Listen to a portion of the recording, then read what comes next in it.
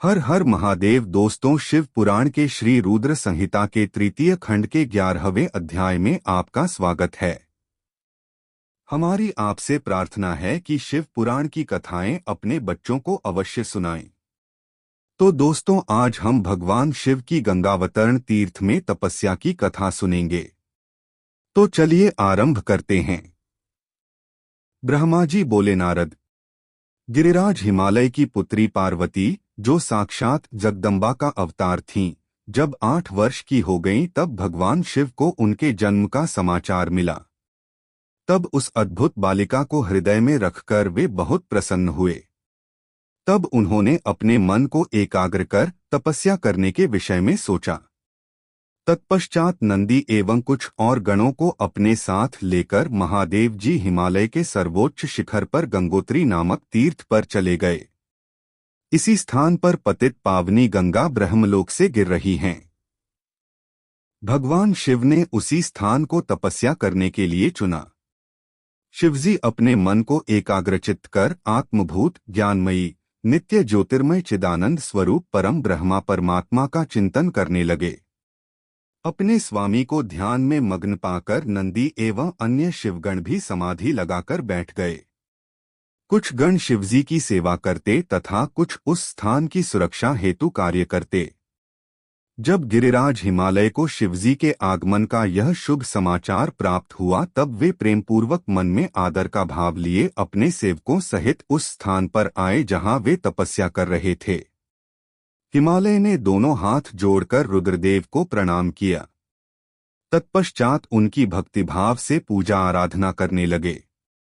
हाथ जोड़कर हिमालय बोले, भगवन, आप यहाँ पधारे, यह मेरा सौभाग्य है। प्रभु, आप भक्त वत्सल हैं। आज आपके साक्षात दर्शन पाकर मेरा जन्म सफल हो गया है।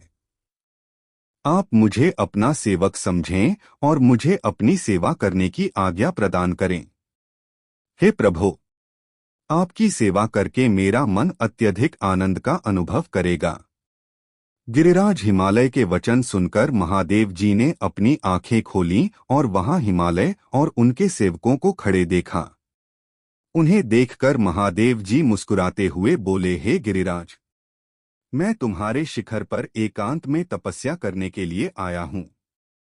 हिमालय तुम तपस्या के धाम हो, देवताओं, मुनियों और राक्षसों को भी तुम आश्रय प्रदान करते हो। गंगा, जो कि सबके पापों को धो देती है, तुम्हारे ऊपर से होकर ही निकलती है। इसलिए तुम सदा के लिए पवित्र हो गए हो। मैं इस परम पावन स्थल, जो कि गंगा का उद्गम स्थल है, पर तपस्या करने के लिए आया हूँ। मैं यह चाहता हूँ कि मेरी तपस्या बिना किसी विघ्न बाधा के पूरी हो जाए। इसलिए तुम ऐसी व्यवस्था करो कि कोई भी मेरे निकट न आ सके। अब तुम अपने घर जाओ और इसका उचित प्रबंध करो। ऐसा कहकर भगवान शिव चुप हो गए। तब हिमालय बोले, हे परमेश्वर, आप मेरे निवास के क्षेत्र में पधारे, यह मेरे लिए बड़े सौभाग्य की बात है। मैं आपका स्वागत करता हूँ। भगवन, अनेकों मनुष्य आपकी अनन्य भाव से तपस्या और प्रार्थना करने पर भी आपके दर्शनों के लिए तरसते हैं। ऐसे महादेव ने मुझ दीन को अपने अमृत दर्शनों से कृतार्थ किया है। भगवन, आप यहाँ पर तपस्या के लिए पधारे हैं, इससे मैं बहुत प्रसन्न हूँ। आज मैं स्वयं को देवराज इंद्र से भी अधिक भाग्यशाली मानता हूँ। आप यहाँ बिना किसी विघ्न बाधा के एकाग्रचित्त हो तपस्या कर सकते हैं। यहाँ आपको किसी भी तरह की कोई परेशानी नहीं होगी, ऐसा मैं आपको विश्वास दिलाता हूँ। ऐसा कहकर गिरिराज हिमालय अपने घर लौट गए।